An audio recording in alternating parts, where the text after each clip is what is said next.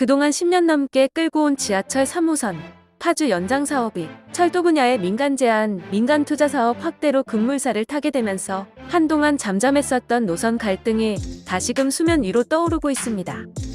11일 국토교통부와 파주시에 따르면 파주시는 지난 9월 25일 현대건설과 함께 3호선 파주 연장과 역세권 개발 사업을 위한 업무 협약을 체결했습니다.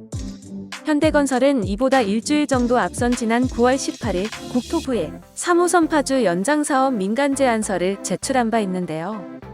지난 6월 철도 분야 민간 제한 민간 투자 사업 허용과 7월 3호선 파주 연장 사업 한국판 뉴딜 사업 선정에 이어 불과 2달 만에 이뤄진 일입니다.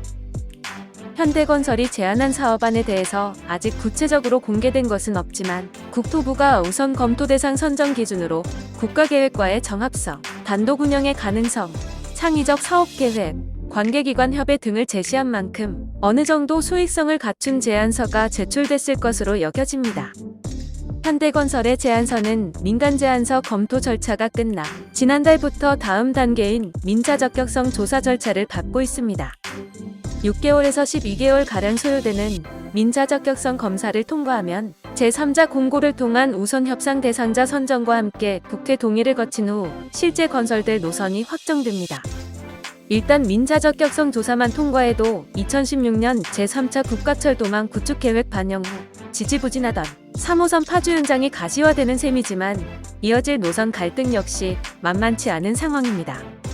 일산 서구 대화역에서 파주시까지 이어지는 구간은 가좌지구와 덕이지구를 거치는 경유와 덕이지구만 경유하는 두 가지 안으로 나뉘는데 일단 고양시는 교통이 열악한 가좌지구를 거쳐가는 안이 추진돼야 한다는 입장입니다. 그러나 이 역시 대중교통 여건 개선을 위해서는 3호선 연장이 필요한 가좌지구 주민들과 신속한 추진을 바라는 덕이지구 주민들 사이에 입장 차이가 있을 수밖에 없는 상황입니다. 고양 경유 노선을 차지하더라도 파주 내에서도 운정 1지구, 운정 2지구와 운정 3지구, 교화 지역을 중심으로 노선을 둘러싼 갈등이 적지 않은 상태입니다.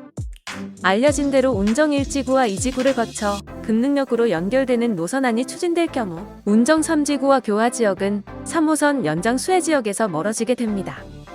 하지만 이런 노선 갈등 결과와 별개로 민자 적격성 조사 통과 후 제3자 공고 과정에서 다른 노선안을 가진 추가 사업자가 나타나지 않을 경우 기존 노선안을 변경하는 건 역시 쉽지 않을 전망입니다.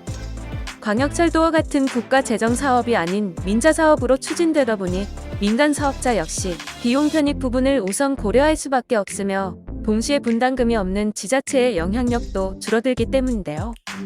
파주시 관계자는 주민 혼란은 알고 있으나 현재까지 어떤 것도 확정적으로 결정된 것이 없기에 말할 수 있는 것도 없는 상태라며 지자체의 역할 부분은 민자 사업이기 때문에 재정 사업에 비해 어느 정도 한계가 있는 것은 사실이나 시민의 입장에서 사업이 추진될 수 있도록 노력하고 있다고 밝혔습니다.